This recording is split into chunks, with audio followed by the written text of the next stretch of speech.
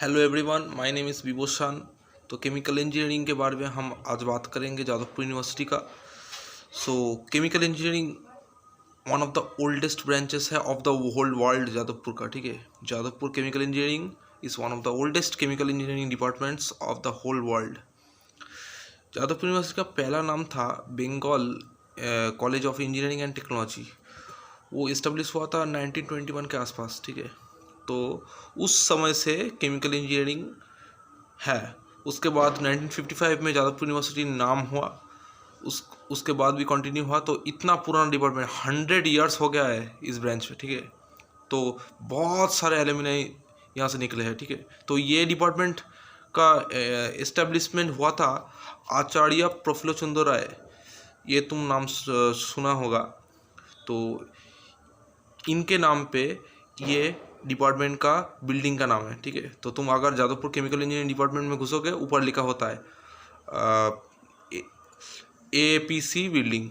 ठीक है, आचार्य प्रफुल्ल चंद्र राय building, APC Roy building.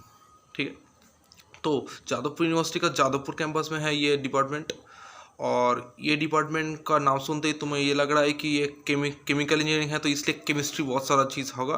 Physics अगर तुम्हारा वीक है तो ये तुम ले सकते हो, ये सोच रहे हो तुम। ठीक है, ऐसे बहुत सारे लोग ऐसे करते हैं क्योंकि मेरा तो फिजिक्स वीक है तो ये केमिकल इंजीनियरिंग ज़्यादा अच्छा रहेगा, लेकिन ये एकदम मिसकॉन्सेप्शन है। ठीक है, ये एकदम गलत है।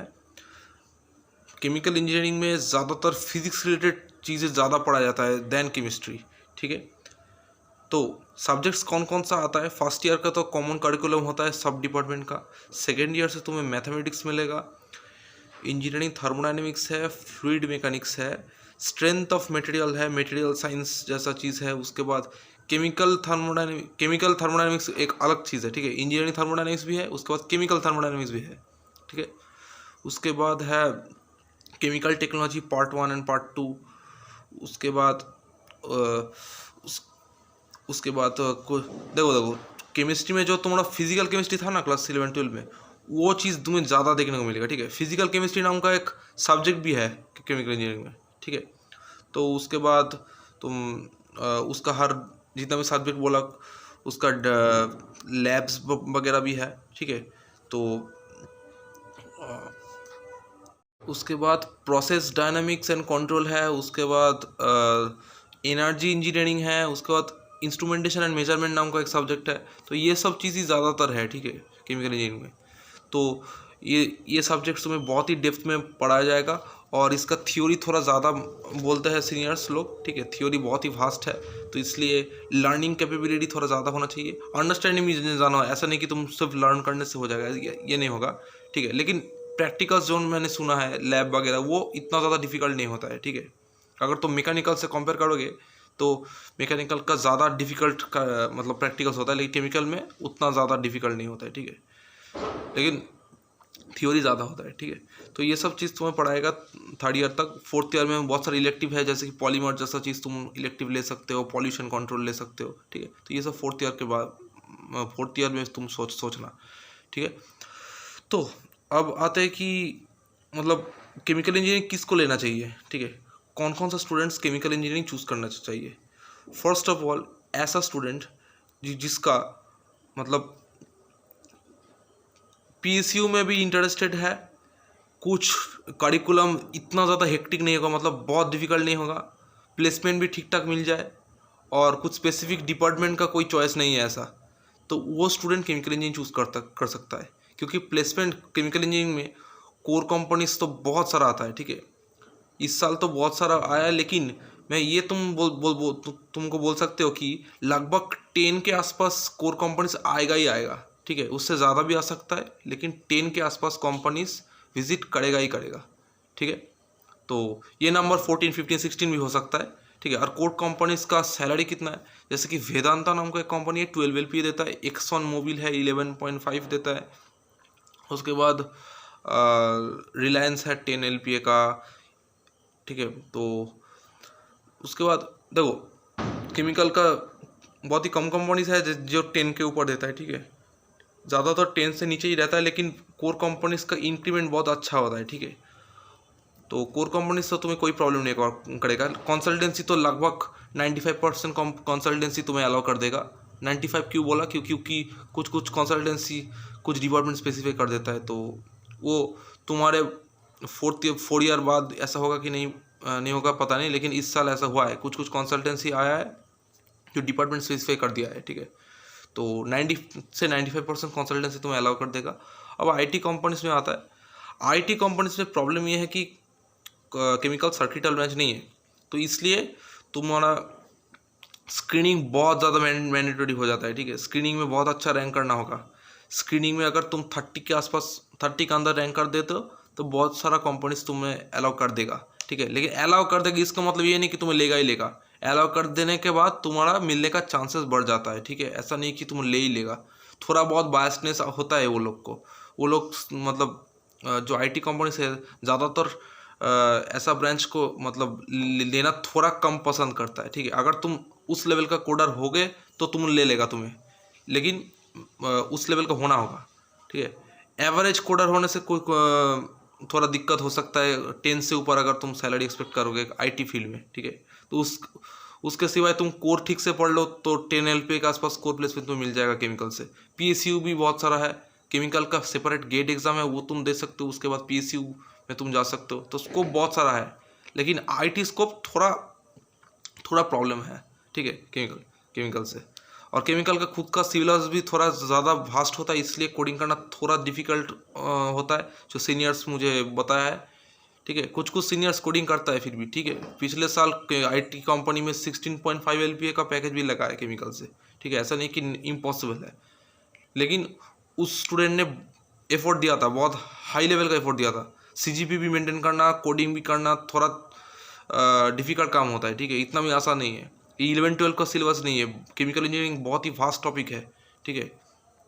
तो केमिकल इंजीनियरिंग के प्लेसमेंट अगर एवरेज बोलोगे तो 2022 का बैच का 11 के आसपास था, 11 से 11.2 के आसपास एवरेज था, ऑन प्लस ऑफ मिलाकर, ठीक है।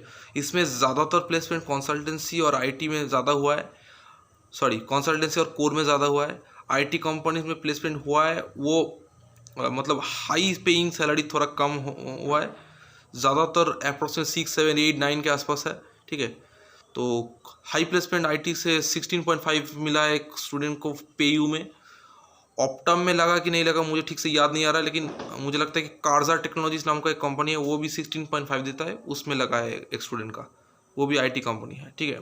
तो हाई पेइंग आईटी जॉब्स तो ये सब हो गया। तो और कोड प्लेसमेंट वेदांता में बहुत सारा स्टूडेंट का हुआ है, वेदांता में, रिलायंस में भी हुआ है, X1 मोबिल 11.5 जो देता है उसमें हुआ है, ठीक है। तो कोड प्लेसमेंट बहुत स्टूडेंट्स का हो गया है, और गेट में भी बहुत अच्छा रिजल्ट आया है 2022 बैच में, ठीक है।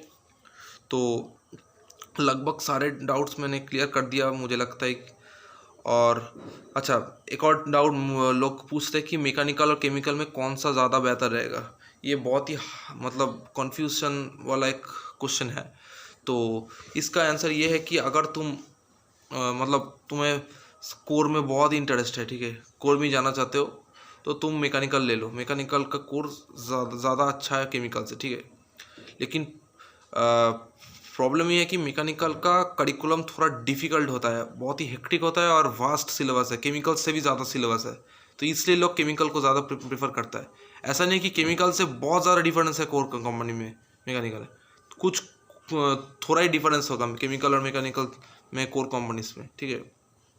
तो तुम अगर करिकुलम का कोई प्रॉब्लम नहीं है तो तुम मैकेनिकल ले लेना। अगर तुम हेक्टिक करिकुलम से थोड़ा डरते हो तो केमिकल ले लो, वो भी बहुत ही अच्छा ब्रांच है, ठीक है। Chemical engineering one of the oldest है होल वर्ल्ड में भी। बार ओल्डेस्ट का क्या एडवांटेज क्या है, इतना ज़्यादा एलुमिनियम निकला है इस ब्रांच से, तो तुम अगर ऑफ कैंपस में भी कुछ मतलब अप्लाई करोगे तो रेफरल बहुत ही आसानी से मिल सकता है, ठीक है। तो ये एडवांटेज रहता है ओल्ड डिपार्टमेंट का, ठीक है। और कुछ लोग ऐसा भी पूछते हैं कि केमिकल और प्रोडक्शन में कौन सा ज़्यादा अच्छा है, ठीक है। प्रोडक्शन और केमिकल में अगर तुम कंपेयर करोगे तो प्रोडक्शन का करिकुलम थोड़ा लेस हेक्टिक है केमिकल से, लेकिन कंपनी से अगर बोलोगे तो केमिकल को ज़्यादा अलाउ करता है core companies. IT company same allow करता है, ठीक है, केमिकल प्रोडक्शन मैकेनिकल को सेम अलाउ करता है। ठीक, एक दो कंपनी ऐसा है कि क्यों पता नहीं कि मैकेनिकल को अलाउ किया था लेकिन केमिकल को अलाउ नहीं किया था, सिर्फ एक दो ऐसा कंपनी है, ठीक है, तो इस साल किया था। लेकिन केमिकल प्रोडक्शन में सेम आईटी कंपनी से अलाउ करता है और कोर केमिकल का ज़्यादा अलाउ करता है, ठीक है। अगर तुम कंपेयर करोगे कि केमिकल और पावर में, तो कोर कंपनीज केमिकल में ज़्यादा है, ठीक है। पावर में भी कोर कंपनीज है, लेकिन कुछ कुछ पावर का कोर कंपनीज ऐसा प्रॉब्लम है कि वो क्रैक करना मुश्किल हो जाता है, ठीक है। लेकिन केमिकल का कोर कंपनीज क्रैक करना इस लॉजिकली पॉसिबल, बहुत सारे सीनियर्स ऐसे किया है, ठीक है। तो कोर के मामले में केमिकल ज़्यादा अच्छा है, लेकिन आईटी कंपनीज के मामले में तुम पावर ज़्यादा अच्छा रहेगा, कि क्योंकि सर्किटल का फैक्टर आ जाता है ना, तो इसलिए तो तुम अपने हिसाब से तुम डिपार्टमेंट चूज़ करना कौन सा, लेकिन डिपार्टमेंट लेने के बाद तुम रिग्रेट मत करना, क्योंकि एक बार ले लेते हो तो तुम चेंज नहीं कर सकते, ब्रांच चेंज पॉसिबल नहीं है जादवपुर में, ठीक है। तो ये ध्यान से ब्रांच चूज़ करना, ओके। तो हर डाउट लगता है तुम्हारा क्लियर हो गया। तो अच्छा, एकेडमिक प्रेशर अगर बोलोगे तो मैं 10 में से रेटिंग दूंगा अप्रॉक्सीमेटली 8.6 से 8.7 के आसपास।